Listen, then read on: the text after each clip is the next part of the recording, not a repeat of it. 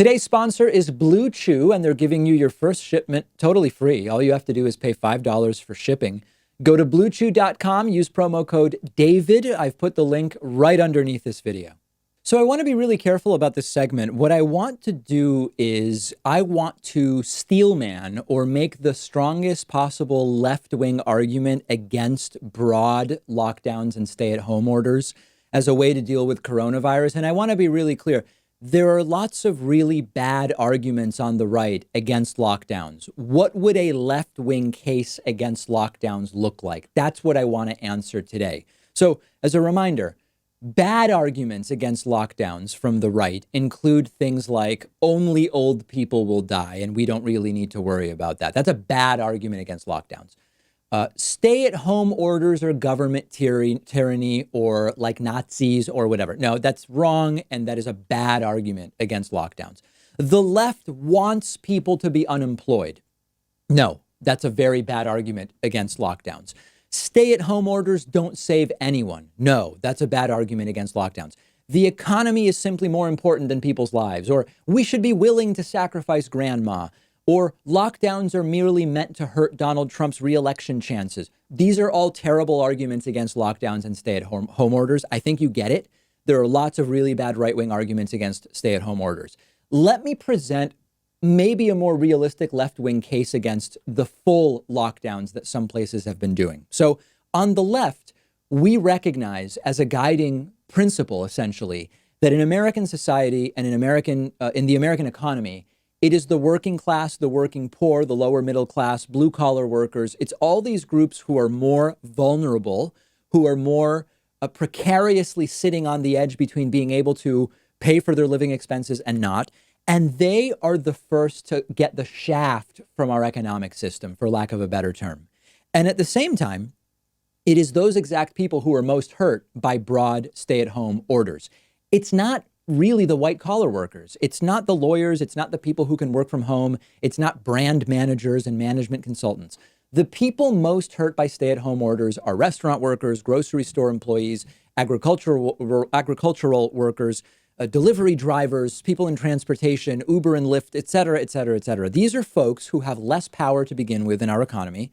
They have less of a financial cushion to get through a calamity, and who either lose their jobs or have to work in dangerous conditions or see their hours reduced without extra pay, thanks to the stay-at-home orders. So if we think about who is most hurt by a broad lockdown, it's the very people that we on the left have prioritized, as it should be, because they are the most taken advantage of. Now, at the same time, even though we've had broad stay-at-home orders in many places, we've completely failed to actually protect the people most at risk. Older folks, people in nursing homes, long-term care facilities. Here in Massachusetts, at one point, half of all deaths were in nursing homes. The average age of death here in Massachusetts, as of yesterday, is 82 years of age. I assume that's median. I'm not sure how it's being calculated, but it's been widely reported by health authorities. 82 is the average age of death.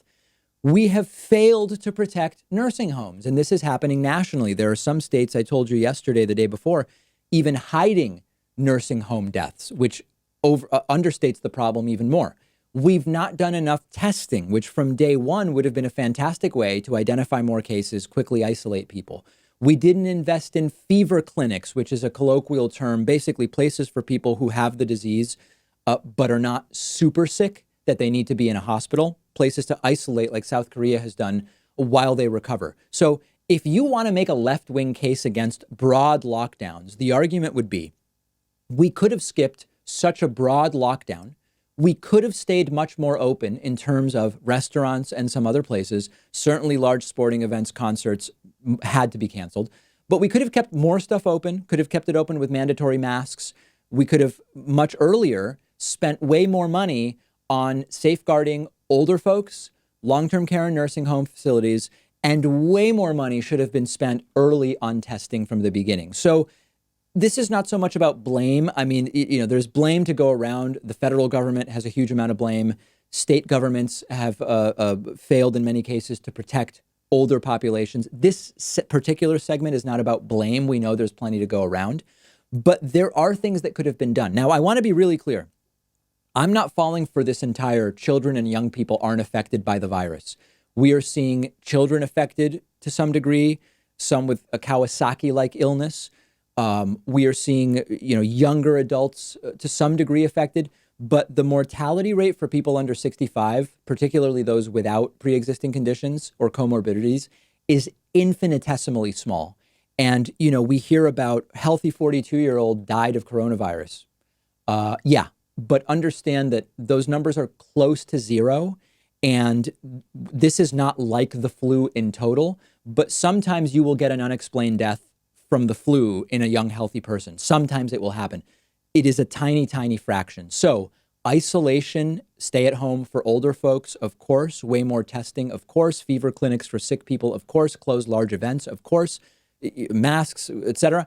But there is a case that one could make that we could have, if we were more competently led at the beginning, we could have kept more things open in a way that would have directly helped the most vulnerable workers in the economy.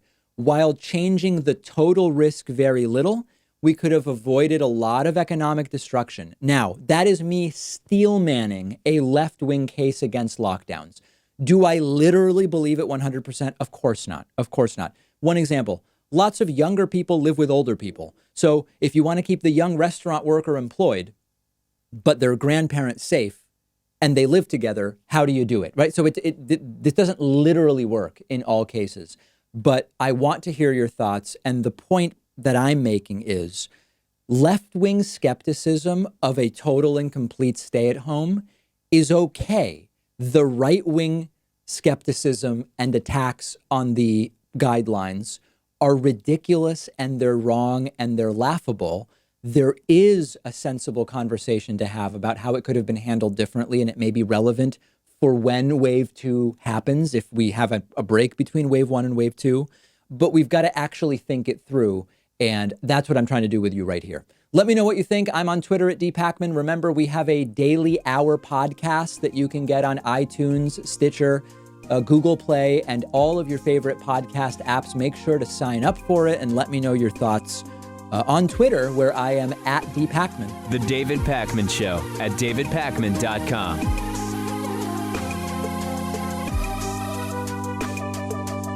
This episode was sponsored by Blue Chew, giving my viewers their first shipment totally free when you go to bluechew.com and use promo code DAVID. It's just a reality that many men, regardless of age, can sometimes benefit from a boost in confidence, a little bit of performance help. Blue Chew is the first chewable tablet with the same FDA-approved ingredients as Viagra and Cialis. Blue Chew being a chewable tablet means it starts working twice as fast as a pill. It's prescribed online. You spend a couple minutes with a short questionnaire. A licensed doctor reviews the information, decides if a prescription is right for you. It's then shipped directly to your home in discreet packaging, no awkward visits to the doctor's office or pharmacy. Plus, it's also cheaper than getting it at a pharmacy. When you go to bluechew.com and use promo code DAVID, you will get your first shipment completely free. Just pay $5 shipping. That's promo code DAVID to get your first shipment of Blue Chew completely free. And I've put the link right underneath this video.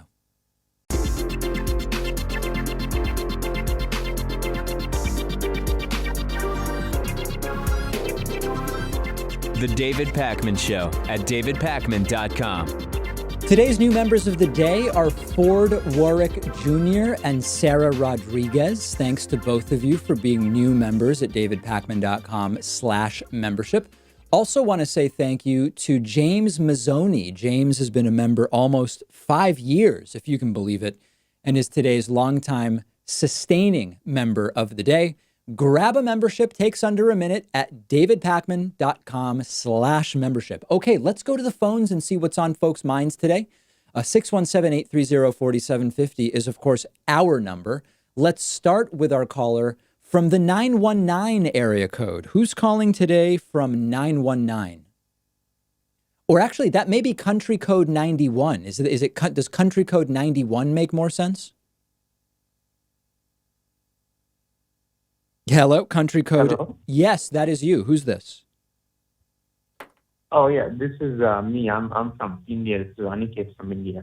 India. Okay, very good. What's on your mind? Yeah. So you know about that the black man whose head the police put his knee on, and he was killed on video. Yes. And what happened was he just got fired. Do you think there's any way that eventually will ever come to a place where these people will actually be accounted for their crimes? Well, I'm actually watching a couple of documentaries right now about the difficulty of getting guilty verdicts for murder and manslaughter for police officers who kill others in the line of duty. And I mean, listen, the way our system works is that you need to be convinced of guilt beyond a reasonable doubt.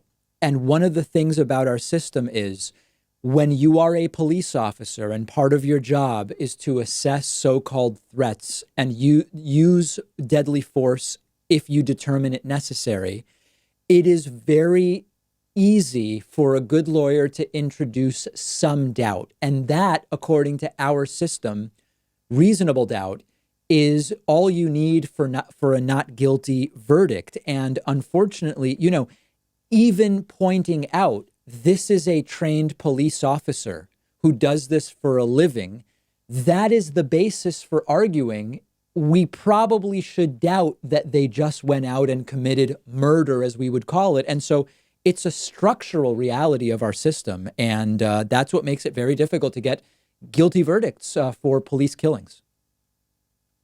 Yeah, I just find it so weird that there's a video of this guy. In the video, you can see him crush this man's head, and even I know that he's just going to get fired. That's it. It's just that. Yeah, and a bunch of people writing with the same feeling. People writing to me saying that the father and son duo who killed Ahmaud Arbery are unlikely to be found guilty. And yeah, I mean, I don't think people are wrong in erring on the side of that being the most likely outcome. It's horrible. Yeah, I just want to ask you a small question. Yeah. So the DOJ, they just decided not to investigate Flynn, and now there's this whole Obamagate thing. How effective do you think is that for these Republicans when they're talking with Biden, debating Biden, and do you think it's effective, as effective as Benghazi? No, well, no, I don't believe it will be. And part of the evidence is that the discussions of Obamagate are already starting to fade. I may be wrong, but a couple of days ago, I checked for Google searches for it, and they're rapidly diminishing. So I think the fact that you're hearing less about it already is a sign that they realize it's not going to have the cachet of Benghazi. But I wouldn't be surprised to see them try to focus on Hunter Biden. That may be one that they're going to really go all in on in the next couple of months. We'll see. Yeah, just a lot of this. I don't want to see so much information in November. It's just, I can't even imagine. Yeah, it's going to be ugly. All right, my friend, great to hear from you. I think that's the first caller we've ever gotten from India. I love it. Let's go next to our caller from the 315 area code. Who is calling today from 315? Hey, David. What was it like for your parents to grow up under the military government in Argentina? Well, very good question. My parents did grow up. I was born in Argentina shortly after the end of the military regime in Argentina. My parents in the 70s, were young adults, older teenagers and young adults in the 70s, and they were leftists. So, imagine that you have a coffee shop, and this is a real example from my dad. You have a cafe where the sort of lefty philosophy, poli-sci students are known to hang out. That becomes a place that is unsafe because you've got informants of the military dictatorship. You've got oppression being done by the military. So, hey, the cafe is no longer a safe place for you to go and just chat with people. My parents have friends who were disappeared, as the term is, certainly, killed. So they were, fortunately, they were okay, obviously. I mean, they survived and I was born.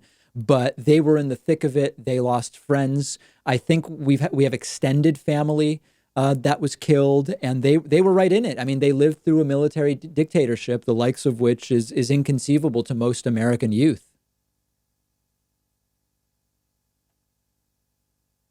All right, thanks. Hello? Oh, boy. All right. Well, listen, I answered. Not clear what happened there, but appreciate the phone call. Let's go next to our caller from the 802 area code. Is 802 Vermont, if I remember correctly? Yes, it is. Yep. Who's this? Kayla from Vermont. Hey, Kayla, what's up?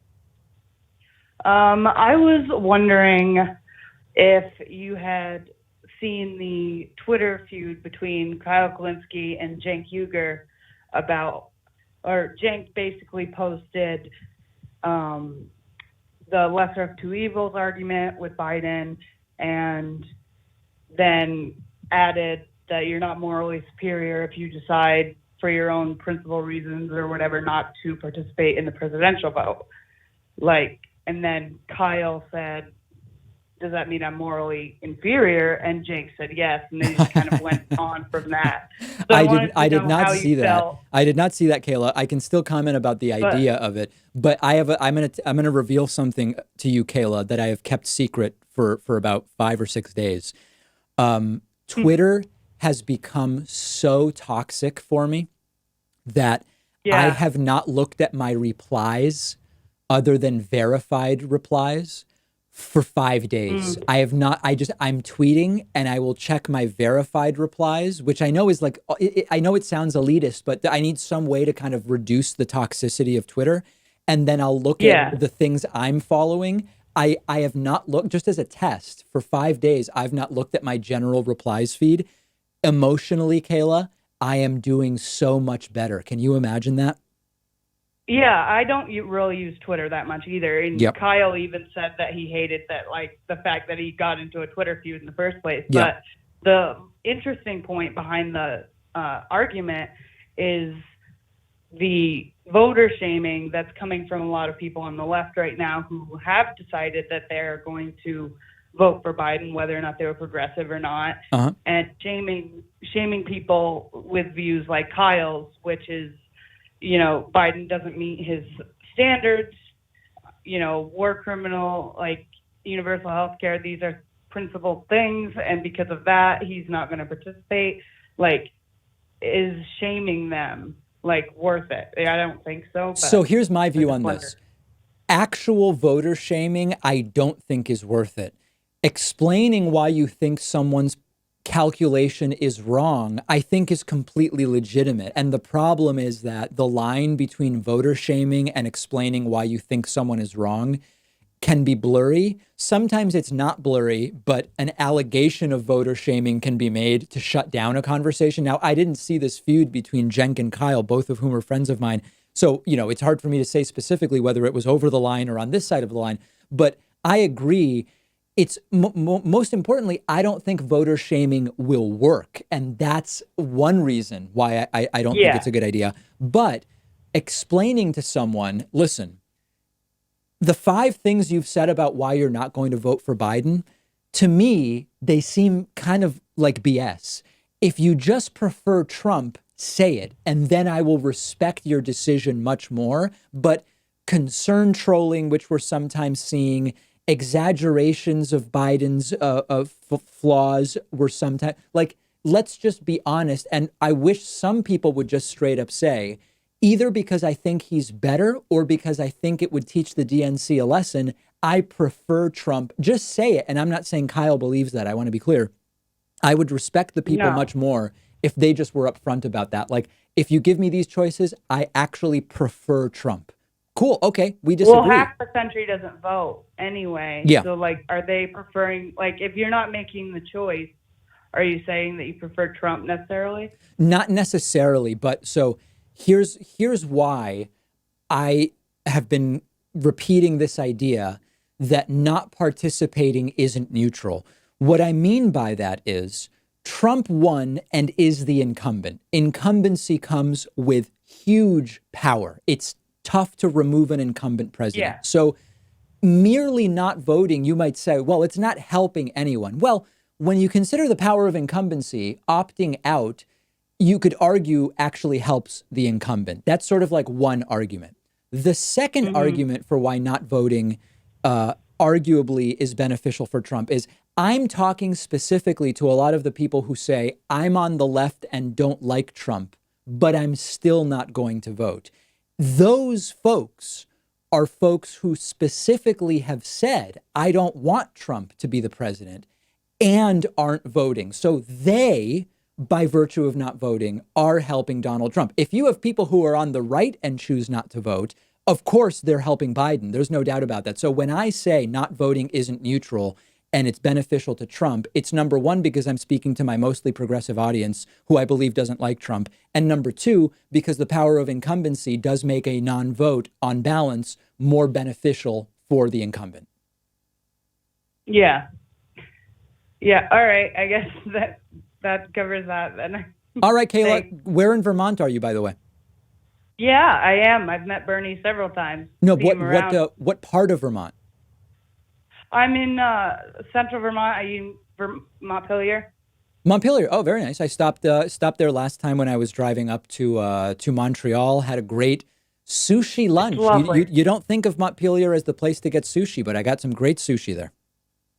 Weird. I don't know where to get sushi in Montpelier at this moment, but right. Well, today it might be a tough day given what's going on. Kayla, I really appreciate the phone call. Yep. Thank you. All right. Take care. Bye. Let's go next to, where do we want to go next? There are so many different people.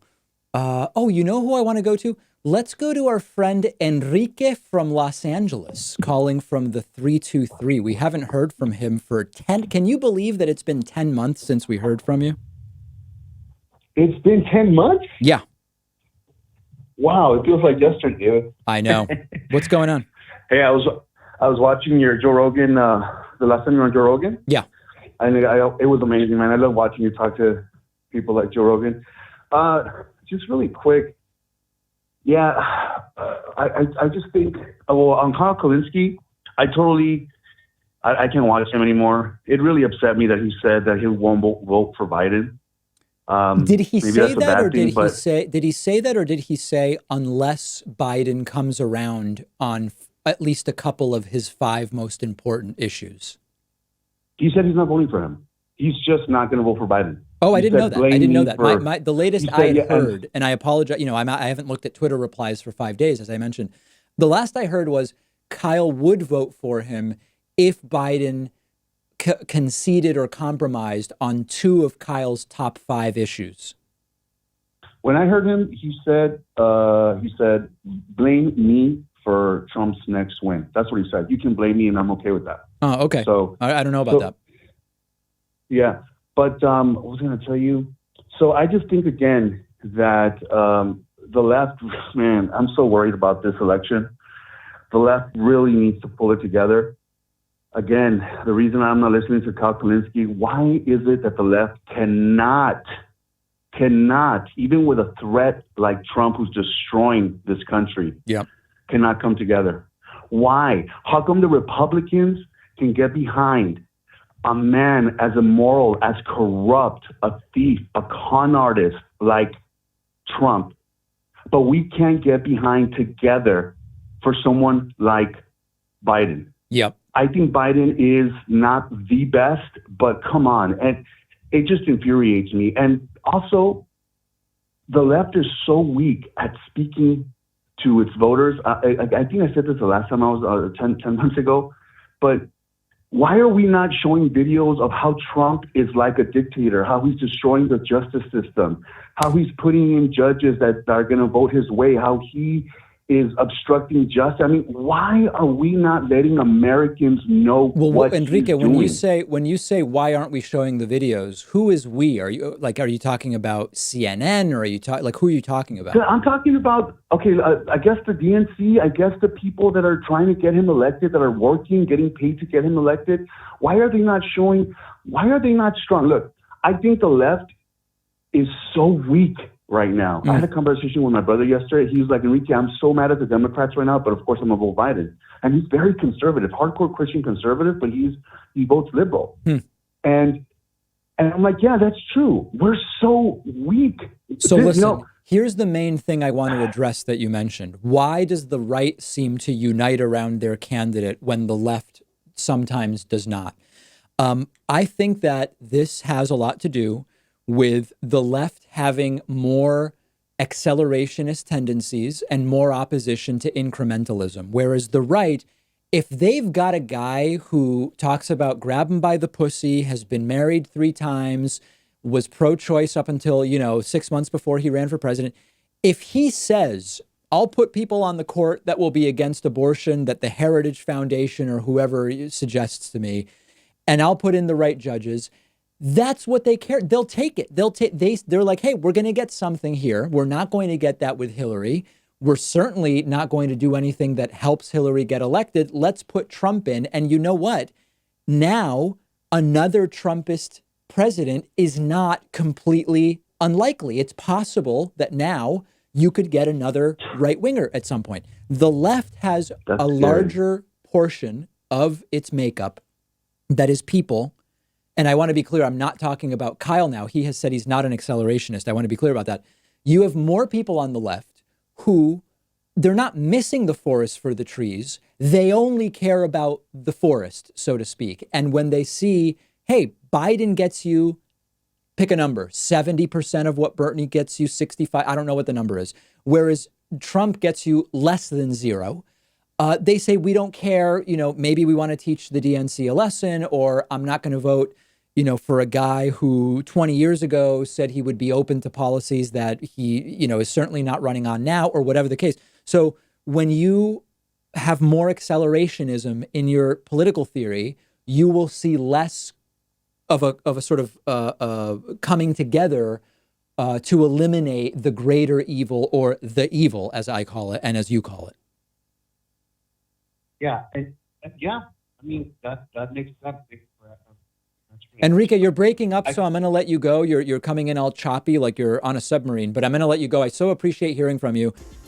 We have Enrique marked as a good caller, Enrique from LA. Let's take a quick break. Don't hang up if you're holding, because I will go right back to the phone. It's going to be incredible. The David Pakman Show at davidpakman.com.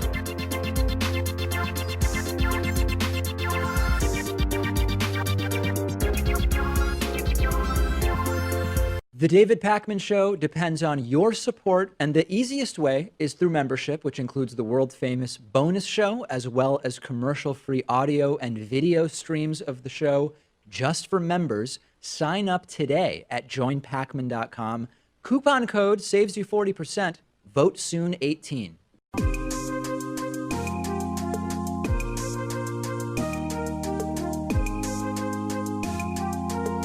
Welcome back to the David Pakman Show. Welcome back. We are taking your calls at 617-830-4750. Let's go to our caller from the 304 area code. Who's calling today from 304? Hi, David. My name is Chris from West Virginia. How are you today? Good. How are you? I'm doing fine, thank you. So I had a question about, I read an article about how Mitch McConnell was actually trying to eliminate the $600 per week that that people on unemployment are receiving extra. Yeah, and, so just so people know what that is, unemployment is a state program. Different states have different levels of unemployment benefits. Because of coronavirus, the federal government is enhancing unemployment by up to $600 a week, in addition to what you get from the state. That's what Chris is talking about. Go ahead. Right. So what do you personally believe his motivation is behind that? Why would he do that? Okay, so it's essentially a way to force states to have to reopen. And if you have more and more people who are lacking the money they need to make ends meet, you are going to create a situation where they are more likely to take the risks associated with going back to work. I mean, it's really as simple as that. We could say more about it. We could say more about, I mean, listen, I think it's short-sighted because obviously in the short term, it might get more businesses reopened. If in the long term it spreads infection, it's going to lead to more and subsequent closures. But That is what seems to be at the root of it. Yeah, I believe that if it keeps going on like this, that a lot of people are going to die, and we're going to have to be forced to to close again. And I just don't understand how they could really live with themselves after doing that. So I agree with you. Now, if there's another reason, so I think that's the main reason. But if there's another reason why Mitch McConnell is doing it, I mean, listen, Mitch McConnell is generally speaking skeptical of social welfare programs in general. So I think any opportunity Republicans have to cut social welfare, they will do it. But at least with regard to the virus, that's what I think is going on. Force states to open by cutting unemployment benefits. Okay, well, that actually makes a little more sense now. I appreciate your time, David. Thank you very much. All right, Chris from West Virginia, very much appreciate the phone call. Let's go next to our caller from the 909 area code. Who's calling today from 909? Hi, David. My name's Shane. Hey, Shane, what's up? I was calling to ask you about drummers. I want to know who your favorite drummers are. Oh, my goodness. There's so many. I mean, it depends on the genre. You've got somebody like the great late John Bonham from the 70s rock era. Steve Gadd is a tremendous drummer. Vinnie Colaiuta. There's just so many drummers. In the sort of Latin space, T.D. Ortiz is fantastic. It runs the gamut. There's just so many different great drummers out there. Carter Beauford, from the sort of Dave Matthews genre, whatever that genre is. It's an almost limitless list. Sweet. Yeah, nice choices already. Really cool. That's my only question. Okay. I appreciate you answering it, and I appreciate your book recommendations as well. All right. Thank you so much. Very much appreciate the phone call. Thank you. See ya. All right. Take care. Let's see. Let's check in with our caller from Country Code 44. Country Code 44. Who's this? Where are you calling from? Hello? Yeah, that's you.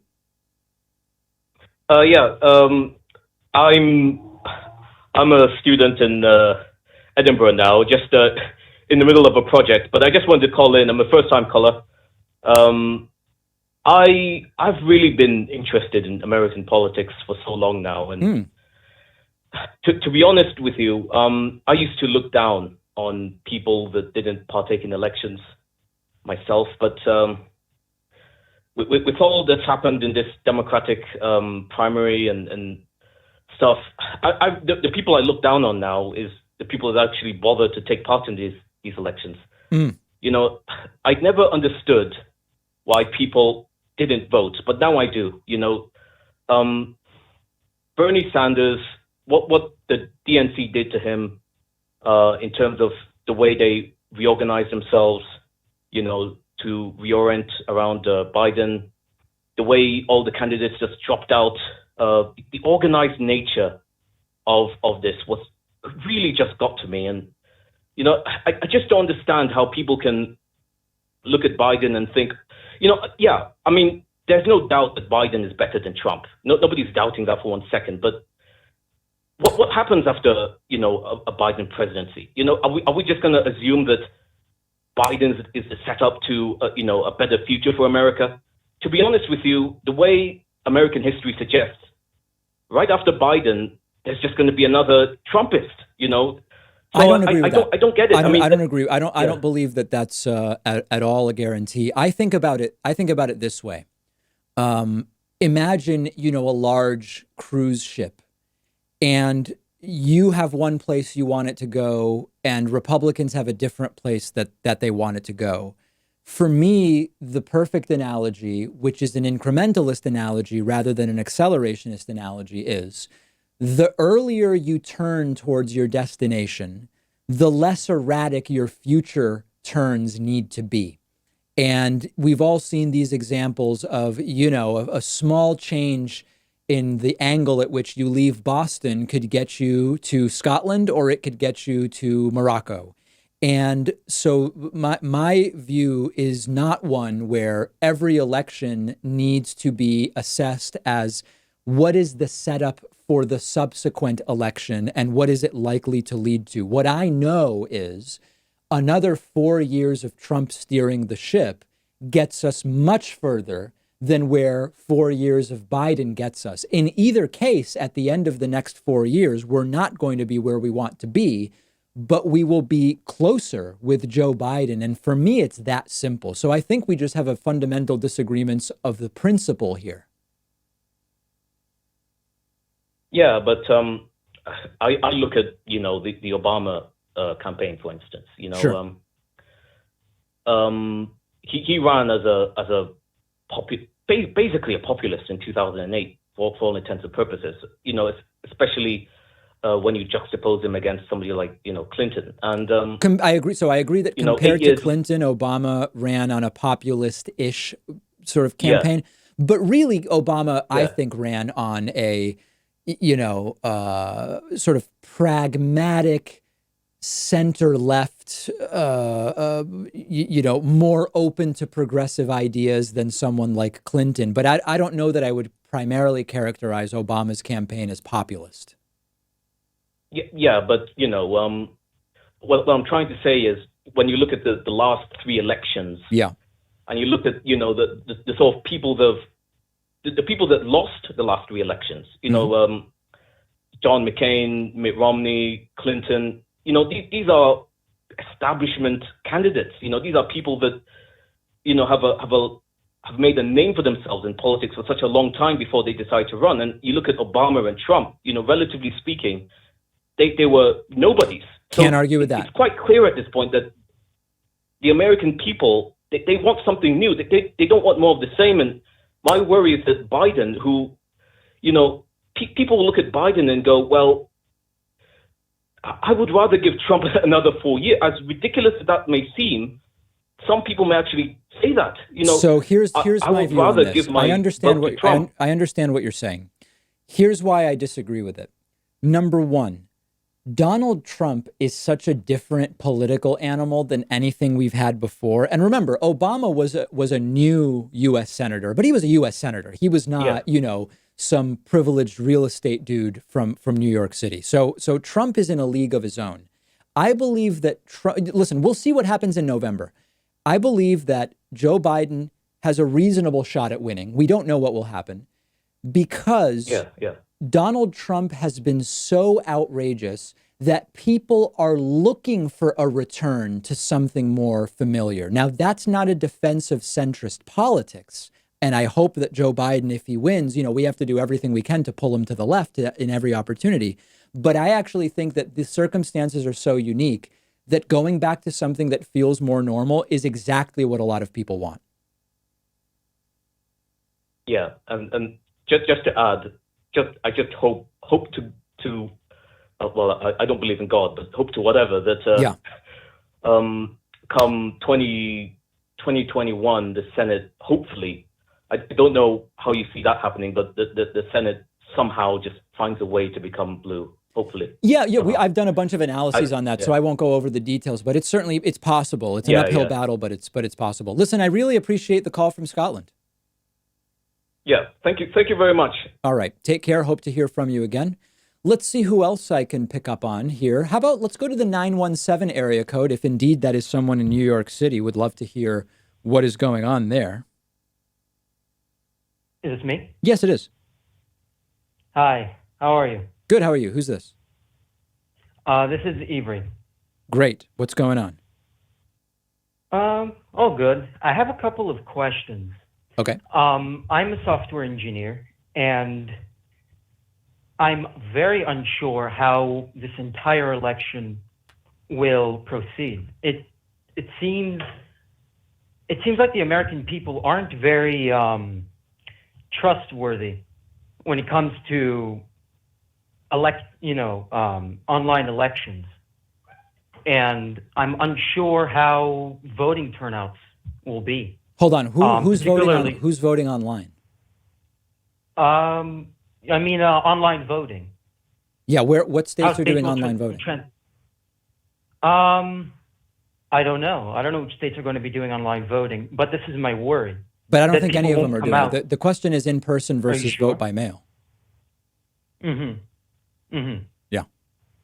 Oh, okay, I see. Yeah. Okay. So it's going to be voting by mail. Well, hopefully. Yeah, I mean, that's the idea. All right, so the states will transfer to voting by mail. Okay, all right. And it's not even Okay, really I a see. transfer. I mean, in reality, so this is an important distinction. What we're really talking about is just expanding the absentee ballot systems that are already there. Like every state already has an absentee ballot system. Some states like Oregon have been exclusively vote by mail since the 90s. So we're not really talking about creating any new systems. We're just scaling up the existing vote by mail systems that are there. Ah, all right. Okay, it was just something that I've been quite worried about. Yeah. But I haven't quite done enough research in. So thanks for that clarification. But I also have another question that has been quite bothering me of late. I'm not particularly left wing or right wing for that matter. I'm more centrist, and I don't see and I don't understand why people are so anti-Trump. I sat here on the phone for 20 minutes listening to whatever his name was. I think his name was Enrique. Mm-hmm. And he was calling Trump a thief and a criminal, evil. I see people in your comments. I just read one, I think it was an hour ago, that Trump raped a 13-year-old girl. These are outrageous claims. Well, hold on a second. Let's take a step back. Let's address a couple different things. So, first of all, Trump was accused of raping a 13-year-old girl. She ultimately, dropped the suit because it appears that there was huge pressure. But that is the allegation. To say that it's true, we don't have proof of that.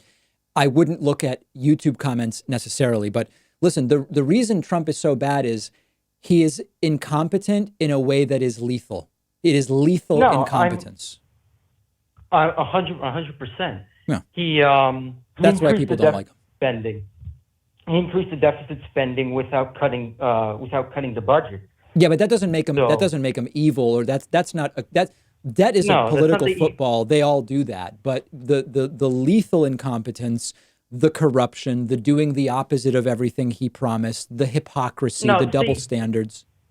See, this is where I'm not quite following. Okay. I understand all from an economics perspective. I see and I understand what he's doing wrong. Okay. From a leadership point of view, I see how he's incompetent. Okay. How he runs his mouth and how it could be dangerous, especially when handling people like the president of China and the president of North Korea. Yeah. I see all of this. Okay. And I'm particularly I'm not a big fan of Trump for that reason.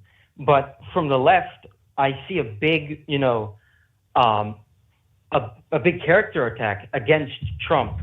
Sure, he has a big mouth and whatnot, but okay, but hold on a second. Let me see if I understand. Quite follow. So you're saying that Trump is terrible on economics and his leadership has been a failure, but you're not sure why the left dislikes him so much. I mean, that's why, to the extent that you don't like the tone of the left, it's, if that's really what we're saying, you don't like the way that some of the left criticizes him. Okay. I mean, I don't know. It doesn't seem like a huge deal. It's, if we're going to talk about tone, we've got to look at Trump, but you said it yourself. He's bad on economics and he's a failed leader. I wouldn't say he's a failed leader per se. You said he's terrible. He didn't do things that for my his foreign policy is okay from my perspective. He's most certainly not the most competent man I would vote for.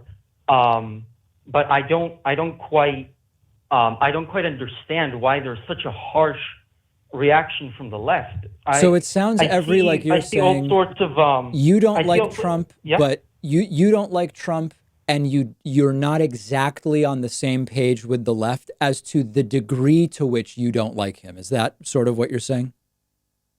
Well, yes, okay. But that's one thing. But I mean, I don't quite understand why it's so harsh. I see the left always looking for angles to attack Trump on with the whole Russiagate conspiracy theory that lasted for years. Well, the investigation went on for years. Yeah, that's true. But this whole scandal just went for years, and then it plopped on its head. And I kept hearing on the news, Russia, Russia, Russia, Russia, Russia, Russia, Russia, Russia. Well, now it sounds like your critique is about the news, not so much about the left, right? I mean, I'm having trouble. It's weird. I'm having trouble following what your argument is. I guess you just don't think the left should be as opposed to Trump. I don't necessarily have an argument. I'm trying to ask you why is there this particular harsh view of Trump and this constant attack and trying to find the angles on him? Finding angles, you don't really need to go finding angles. You're talking about a guy who is in completely over his head, doesn't listen to experts, thinks he knows more than everybody, seems emotionally unstable, doesn't understand economics, doesn't understand public policy, doesn't understand foreign policy, doesn't understand geopolitics, can't take responsibility for a single mistake, and is regularly making errors that lead to people dying, as we are seeing with coronavirus. I don't know if you just don't see that as warranting people on the left being upset, then we probably just have different values in the end. Well, I don't know. I don't see. I saw the latest video where Trump accused latest video of yours on your channel where Trump accused I think it was a reporter. No, it wasn't a reporter. Yeah, a TV show host. Accused him of murder. Yes. And then you didn't say anything particular. You didn't lay the coronavirus deaths on his feet. But I saw many people who did. Yeah, listen, Trump is not responsible. Trump is not responsible for 100,000 deaths. But just 1 week earlier of saying we've got to shut things down could have saved 30,000 people. 2 weeks earlier could have saved 50. So certainly Trump is not responsible for coronavirus, but his inaction is certainly tied to some of the deaths. Listen, my friend, I got to run, but I guess I understand you don't see why the left dislikes Trump so much. And that's fine. It sounds like we have sort of different ways of evaluating, and that's okay. But I'm just trying to tell you why many on the left do see this as a lethally incompetent man. That's all the time I have for calls today. Sorry I wasn't able to get to everybody, but we will take calls again. The David Pakman Show at davidpakman.com.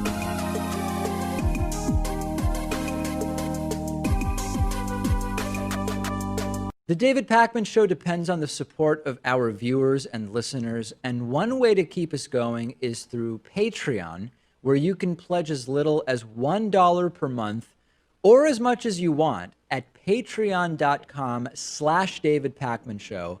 Great perks and benefits as well. Read about them. The David Pakman Show at davidpakman.com.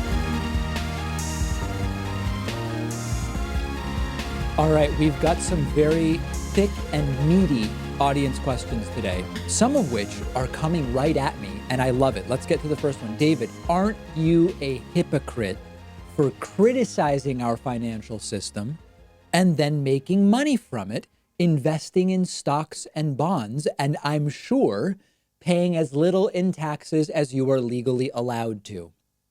No, I am not a hypocrite. Listen, this has been explored in so many different ways. Why doesn't Bernie just pay more taxes and send checks to the IRS? Why does Noam Chomsky, one of the greatest critics of some of the inequalities in our economic system, have a trust or some other mechanism, I believe it is, so he can transfer his mutual funds, which include ownership of oil companies, to his kids while paying as little tax as possible, or whatever the case may be? We've really got to disaggregate this stuff and think through in a bit of a more critical way what we're really asking here. Let's take some examples first. If you believe taxes should be higher, why don't you just send in more money? That's not policy. Okay, that's not policy. The idea that just the people who believe taxes should be higher sending in more money is how you resolve a problem with government tax revenue or fairness or whatever the case may be is a joke. And in fact, if everybody isn't doing it, there is really no reason why one person would do it, because it wouldn't make a difference. And this is why a lot of these things need to be done collectively. The groups that like to say, just leave this stuff to charity. We don't need social safety nets. We can just leave it to charity. Well, maybe, but that's not policy. Maybe people are more generous versus less generous one year to the next. You can't fix problems in society predictably with that policy. So, here in Massachusetts, you have, I think there's this option you have to pay a higher income tax rate. I think the income tax rate here is 5.05%, and you can pay like 5.8 if you want. I always put no. And in fact, I actually don't even think the state income tax needs to be higher. I think where we need more and higher tax brackets are federally, but that's a completely different question. Along the same lines, I am a person that exists in society. I believe there are many problems with our economic system, but does that mean that what I need to do is put my money under a mattress where its purchasing power is diminished by inflation every single year? What would that serve other than to unnecessarily impoverish myself by keeping money under a mattress? I believe, for example, that capital gains should be taxed at or as ordinary income. Does that mean that when I file my taxes and I only pay 15% on capital gains, I'm going to say, hey, you know what? Let me just send the IRS more money. No, that's not policy. There is no hypocrisy as long as you are not, advocating for nonviolence and being a violent person, right? I mean, that we can find these types of hypocrisies that would be different, but recognizing that we exist in a certain financial system, we are people, we have a desire for well-being and whatever else, and we are going to play by the rules that are there while explaining that at a societal level, we would be better off if the rules were changed is not hypocritical. And again, the example of Noam Chomsky having a trust to, I forget the exact response he had when he was called out on this. Some reporter said, you talk about inheritance taxes and this and that, but you invest in mutual funds that hold pieces of oil companies and also have a trust to give money to your kids. Chomsky's reaction was, what, I should be a pauper? Or I don't remember exactly what the response was, but the point is, these are not societal questions that the individual is making. And of course, you should live your values. And if you individually say, for me, I would rather lose my money than have a retirement possibility that includes owning mutual funds, then do it. Then go ahead and do it. But to say anybody who thinks oil companies are bad but owns mutual funds is somehow a bad person, come on, guys. Who even has time to go around making those arguments? Let's just work on improving the systems we have and fixing the problems that we have, rather than trying to find these gotcha questions of people who have made very clear what their values are and how they believe society should be organized. David, Donald Trump is increasingly talking about giving businesses immunity from coronavirus-related lawsuits. Does this make sense, or should employees always be able to sue and seek damages from their employer if they were to catch coronavirus as a result of being back at work? Listen, this is really a complicated issue from a logistical sense, from a legal sense, where you have to understand, well, what is the current liability that employers have? Is catching coronavirus the same as an unsafe warehouse where you get run over by a forklift because the forklift didn't make the beeping noise and have the red light that it's supposed to have, and steel-toed shoes weren't required, right? These are very different questions. When it comes to something like coronavirus, if you go to work and you catch coronavirus and everybody was behaving safely and the employer has opened in accordance with CDC guidelines and state guidelines for, okay, employees need masks, and the employees had masks. There should be X number of sanitation stations. If all the rules are being adhered to and people catch coronavirus, It's very difficult to say that the employer should be liable for that, particularly when the contagion may have happened because of some random customer or who knows. It's a very difficult legal question. But should there be some blanket immunity for employers? Of course not. Of course not. We have an infrastructure for determining when an employer is or is not liable for something that happens to an employee or to a customer on the premises. It is very robust legislation. It is very established. There is no shortage of cases of all kinds about employers who failed to protect employees and customers, or who were sued, but it was determined they actually did take the proper precautions. The danger here is that for political reasons and for the purposes of furthering what has become a culture war over coronavirus, Donald Trump is seeking to give blanket immunity for anything coronavirus related that happens in their place of business when they reopen. And what this is really about is employers who are not following the guidelines that Trump wants to see have immunity, so that they will just open up even when it is not yet safe to do so on the basis of the guidelines that have been put in place. This is about Trump wanting to give a carte blanche sort of situation to employers that want to reopen. And even though the state says you need masks, they don't want their employees to wear masks. And in some cases may even tell their employees no masks whatsoever. So for me, the last thing we need is any blanket immunity for employers. But I am sensitive to the reality that your employer can be doing the right thing and you might get coronavirus, versus your employer might not be doing the right thing. Those are the situations that need to be adjudicated. Listen, here's the reality. If you're an essential worker at a grocery store and you continue working, we know that the longer you are in places where the virus is circulating, your odds of contracting it go way, way up. Spending 15 minutes with a mask on at Trader Joe's, even if there are people in there with the virus, is not hugely likely to end up with you getting the virus. Spending 8 hours a day, 5 or 6 days a week there, even with a mask, dramatically still sees an increase in the chance that you get it. Does that mean the employer is acting inappropriately and should be sued? No, not necessarily. What I do think is that essential workers should be compensated additionally for the fact that they are essential and are often some of the least well-paid people.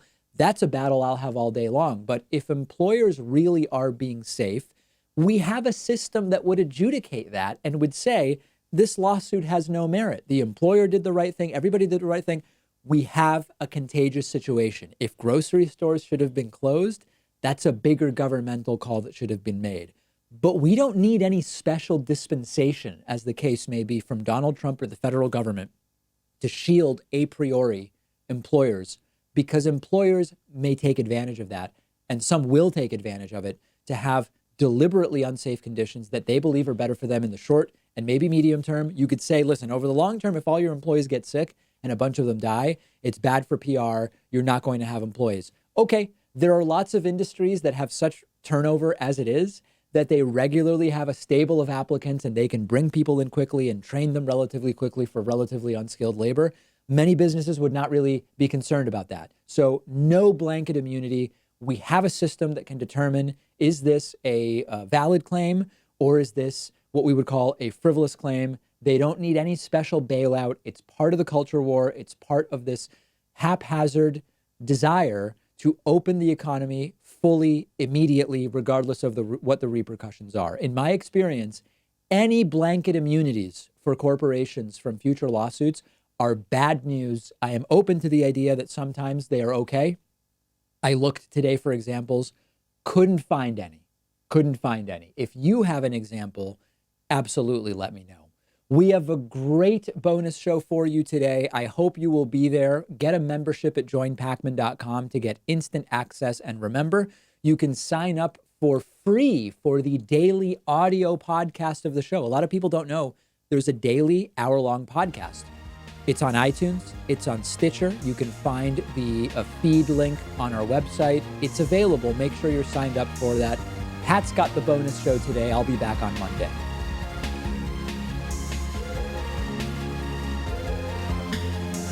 The David Pakman Show at davidpakman.com.